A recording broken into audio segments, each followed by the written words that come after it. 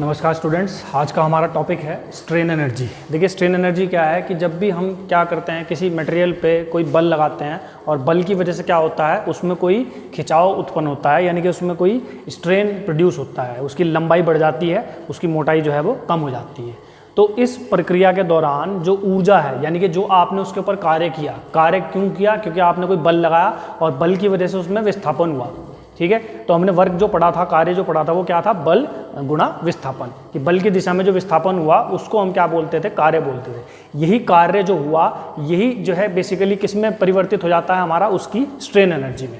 ठीक है, तो स्ट्रेन एनर्जी को हम कहते हैं बेसिकली, स्ट्रेन एनर्जी क्या है कि एक जो ऊर्जा है वो हमारी क्या हुई? टोटल एनर्जी स्टोर्ड हुई in the form of strain. जो उसके अंदर स्ट्रेन उत्पन्न हुआ हमारा, उसकी वजह से जो ऊर्जा उसके अंदर अवशोषित की गई उस पदार्थ के द्वारा।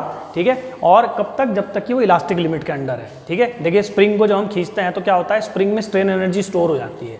ठीक है, जब तक आप इलास्टिक लिमिट तक उसे खींचते हैं। इलास्टिक लिमिट मतलब कि जहाँ तक आप उसे छोड़ें तो वो अपने आप अपनी वापस उसी पोजीशन में आ जाए, उसी शेप में और उसी साइज में अपना रीगेन कर ले वो।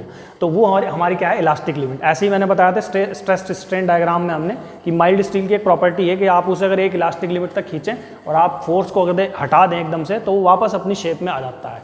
ठीक है, स्प्रिंग एक्शन की तरह।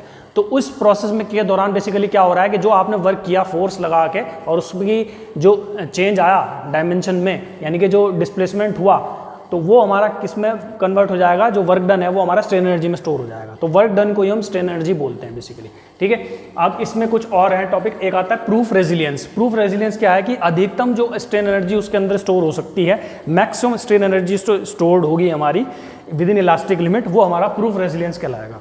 देन उसके बाद में हमारा मॉड्यूलस ऑफ रेजिलियंस है। मॉड्यूलस ऑफ रेजिलियंस क्या होता है हमारा? कि जो प्रूफ रेजिलियंस हुआ, ठीक है, यानी कि जो मैक्सिमम स्ट्रेन एनर्जी उसके अंदर बनी, ठीक है, वो per unit volume of the material. अगर वॉल्यूम से हम उसे डिवाइड कर दें तो हमें एक मॉड्यूलस मिल जाएगा, जैसे मॉड्यूलस ऑफ इलास्टिसिटी था। देन हमारा लास्ट आता है फिर प्रूफ स्ट्रेस। प्रूफ स्ट्रेस मतलब कि इस प्रोसेस में जब आप ये स्ट्रेन उत्पन्न हो रहा है तो जो स्ट्रेस वहाँ पे डेवलप होगा, जो प्रतिबल वहाँ पे उत्पन्न होगा, उसी को हम क्या बोलते हैं? प्रूफ स्ट्रेस बोलते हैं। ठीक है, अब एक सबसे पहले हम केस देखते हैं। देखिए अलग अलग केस आते हैं इसमें। एक आता है हमारा ग्रेजुअल लोडिंग। ग्रेजुअल लोडिंग मतलब कि धीरे धीरे हम लोड को बढ़ा रहे हैं। पहले हमने लोड 0 है, फिर धीरे धीरे हम उस लोड को इंक्रीज कर रहे हैं। जैसे कि हमने बताया था कि यूटीएम जो मशीन है हमारी, ठीक है, यूटीएम मशीन मतलब जो हमारी टेंसाइल टेस्टिंग मशीन है हमारी, तो उसमें हम क्या करते हैं? बेसिकली फोर्स को बढ़ाते रहते हैं। ठीक है, फोर्स पहले 0 होगी, फिर धीरे धीरे उस फोर्स को हम बढ़ाते रहेंगे। जैसे च्युइंगम को आप खींचते हैं तो धीरे धीरे जो आप जो फोर्स उसमें बढ़ाते हैं, तो वो होती है हमारी ग्रेजुअल लोडिंग, यानी कि ग्रेजुअली फोर्स को हम इंक्रीज कर रहे हैं धीरे धीरे। तो इसमें एक सपोज एक रॉड है जिसमें हमने एक डब्ल्यू एक्सियल डायरेक्शन में एक फोर्स लगा रखा है, एक्सियल फोर्स, ठीक है, जो उसके एक्सिस से पास हो रहा है हमारा। अब इस रॉड में क्या होगा? जब हम फोर्स लगाएंगे, वर्क डन होगा। वर्क डन क्या होगा हमारा? कि इस फोर्स की वजह से, डब्ल्यू लोड की वजह से क्या होगा? इसमें हमारा चेंज आएगा। इसकी लंबाई जो है एल से थोड़ी डेल्टा एल बढ़ जाएगी हमारी। ठीक है, अब एक ग्राफ दिखाया हुआ है, देखिए फोर्स वर्सेस डेल्टा एल का। अब धीरे धीरे, जैसे मैं च्युइंगम का एग्जांपल बता रहा हूँ कि च्युइंगम में क्या होगा? धीरे धीरे उसकी लेंथ बढ़ती चली जाएगी। तो डब्ल्यू पहले जब 0 होगा तब डेल्टा एल भी 0 होगा, यानी कि लंबाई में कोई बदलाव नहीं आएगा। जैसे आप च्युइंगम पे बल बढ़ाना शुरू करोगे खींचने में, तो वैसे वैसे डब्ल्यू को बढ़ाओगे, यानी कि लोड बढ़ाओगे, वैसे ही धीरे धीरे हमारे यहाँ पर डेल्टा एल हमारा बढ़ता रहेगा। तो डेल्टा एल की मैक्सिमम वैल्यू यहाँ तक पहुँचेगी और ये है हमारा डब्ल्यू जो हमने अधिकतम बल लगाया आखिरी में। तो इस केस में अगर मैं निकालना चाहूँ वर्क डन, कि वर्क डन कितना होगा, कार्य कितना होगा, तो कार्य बेसिकली क्या होगा हमारा इसमें? ठीक है,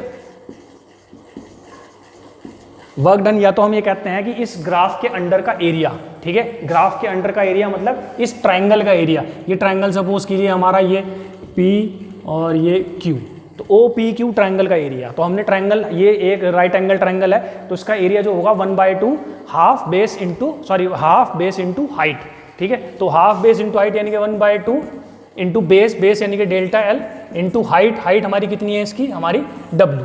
तो ये हो गया हमारा। ठीक, अब ये हो गया हमारा वर्क डन। अब वर्क डन जो हमारा स्ट्रेन एनर्जी है, देखिए इसमें हम क्या करेंगे? सबसे पहले इसमें हम इनकी वैल्यूज को रिप्लेस कर देते हैं। तो डेल्टा एल की जगह हम क्या लिख सकते हैं? देखिए डेल्टा एल हमने क्या पढ़ा था? ये पढ़ा था हमने FL/AE, ये पढ़ा था। ठीक है, F/A क्या है हमारा? स्ट्रेस है बेसिकली। ठीक है, तो इसको हम चेंज कर देते हैं। तो इसको आप डेल्टा एल को हम ऐसे लिख सकते हैं, F/A क्या हो जाएगा? स्ट्रेस हो जाएगा, यानी कि सिग्मा इंटू L/E। ठीक है, एक ये चीज़ आ जाएगी। दूसरी चीज़ हम क्या कर सकते हैं, ये जो W है हमारा, W क्या है, फोर्स है हमारा, और स्ट्रेस हमने क्या पढ़ा था, stress is equal to force upon area. तो यानी कि W का मान कितना हो जाएगा, स्ट्रेस इंटू एरिया। ठीक है, ये वैल्यूज हम पुट कर देंगे W की और डेल्टा L की। देखिए डेल्टा L की वैल्यू पुट करेंगे तो ये हो जाएगा into L sigma into L upon E। ठीक है, इंटू W की जो वैल्यू पुट करेंगे हम क्या करेंगे, सिग्मा इंटू A।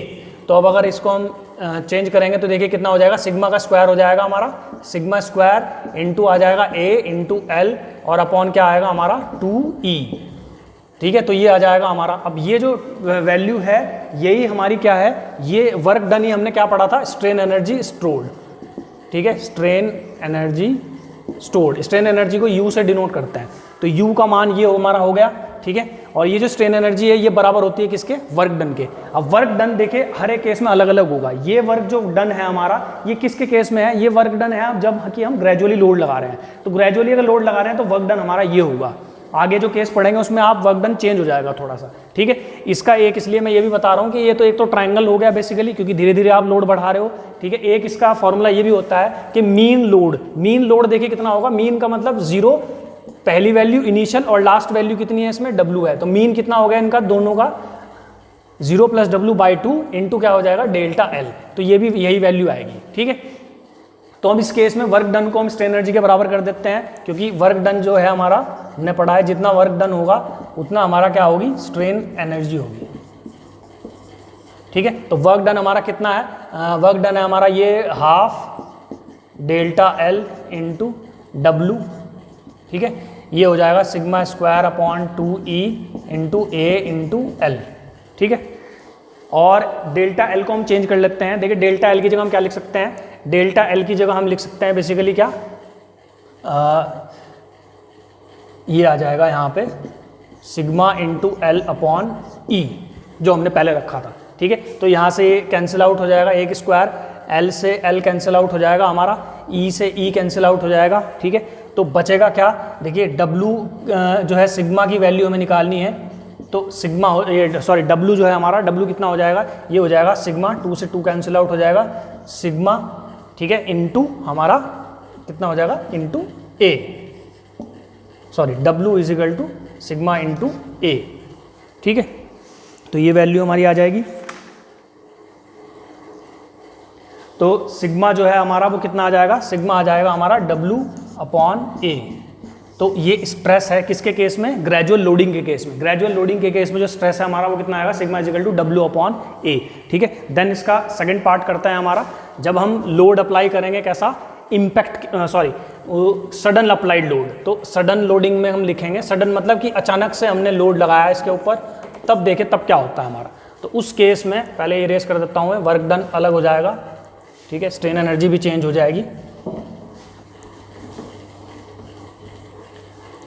ठीक है, अब देखिए वर्क डन कितना होगा, work done W into delta L ही रहेगा, क्योंकि अब सडन लोड लगाया हमने, अचानक से लोड लगाया, तो अचानक से जो लोड की वैल्यू होगी वो उतनी होगी जितना हम लगाएंगे। तो ये हो जाएगा W इंटू डेल्टा L।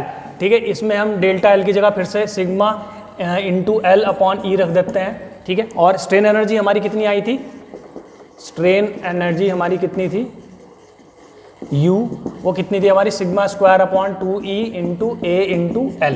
और वर्क डन स्ट्रेन एनर्जी बराबर है, तो हम इसको बराबर रख देते हैं। तो ये W into sigma into L upon E is equal to sigma square upon 2E into A into L। ठीक है, यहाँ से भी हम इसको हटाते हैं फिर, तो ये E से E कैंसिल आउट हो जाएगा हमारा, L से L कैंसिल आउट हो जाएगा। तो जो स्ट्रेस है देखिए उसका मान कितना आ जाएगा हमारा, ये आ जाएगा कितना, 2 इंटू W अपॉन A। ठीक है, ये हमारा आ जाएगा। तो स्ट्रेस की वैल्यू यहाँ इस केस में कितनी आएगी, 2 इंटू W अपॉन A। ये किसके केस में है हमारा, ये है जब कि हम सडन लोड लगा रहे हैं। ठीक है, देन जो तीसरा है हमारा वो है इम्पैक्ट लोडिंग। ठीक है, इम्पैक्ट लोडिंग के केस में, इम्पैक्ट लोडिंग के केस में मैंने डायग्राम बनाया है। देखिए डायग्राम में क्या है हमारा, डायग्राम में हमने दिखा रखा है एक रॉड है।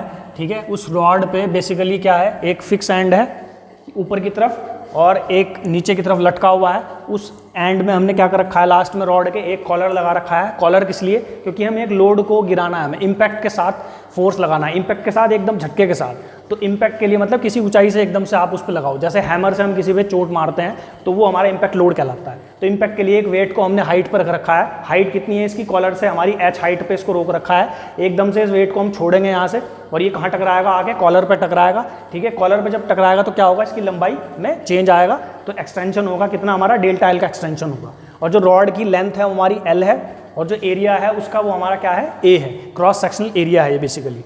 ठीक है, तो अब यहाँ पे हम फिर कंटिन्यू करते हैं। देखिए इसको हम कैसे करेंगे, बेसिकली इसके लिए भी वो हमें क्या निकालना है, पहली बेसिकली वर्क डन निकालना है।